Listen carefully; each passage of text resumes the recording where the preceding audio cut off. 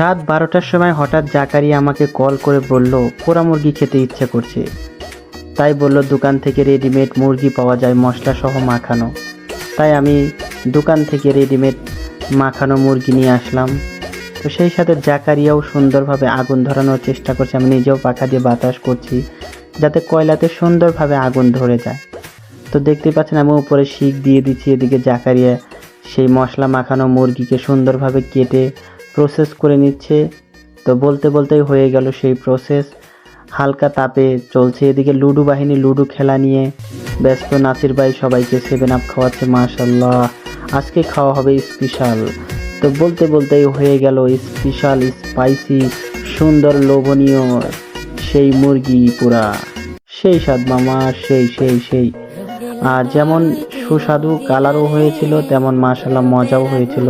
তো দিনটা অনেক ভালো ছিল মাশাল্লাহ। ওয়াও, আমি খাচ্ছি আর বলছি মাশাল্লাহ, সেই স্বাদ সেই স্বাদ।